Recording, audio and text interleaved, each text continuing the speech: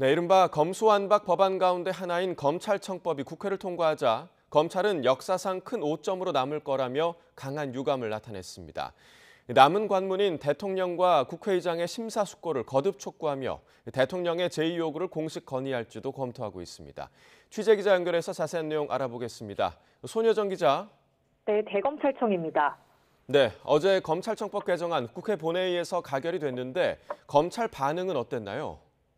네, 어제 검수완박 법안 2개 가운데 하나인 검찰청법 개정안이 국회 본회의에서 의결되자 검찰은 공식 입장문을 내며 강하게 반발했습니다. 대검찰청은 70년 이상 축적한 검찰의 국가 수사 역량을 한순간에 없애는 중요한 법안이 제대로 된 논의 한 번 없이 통과됐다며 깊은 유감을 나타냈습니다. 또 검찰의 직접 수사권이 대폭 줄어들면서 권력자들은 검찰의 직접 수사를 받지 않게 되고 국가 안보나 국민의 안전에 직결되는 범죄도 검찰이 수사할 수 없게 됐다고 비판했습니다.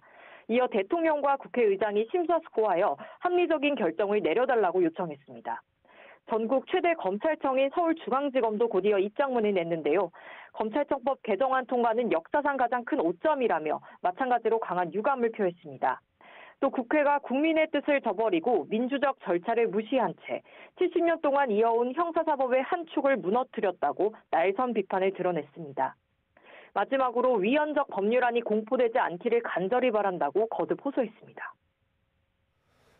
네, 검수완박 법안의 또 다른 축이죠. 형사소송법 개정안도 이번 주 국회 표결을 앞둔 상황인데 앞으로 검찰 어떻게 대응할 계획입니까? 네, 검찰은 검수완박 법안 시행을 막기 위해 모든 방법을 강구하겠다는 입장입니다. 법안이 국회를 통과했어도 정부에 이송된 뒤 대통령이 법률안을 공포해야 비로소 시행될 수 있는데요. 대검 관계자는 박범계 법무부 장관을 통해 문재인 대통령의 제의 요구를 건의할지 검토하고 있다고 밝혔습니다. 또 박병석 국회의장에게 국회에서 의결된 검수완박 법안을 정부에 이송하기 전에 숙고해달라고 거듭 요청하기도 했는데요.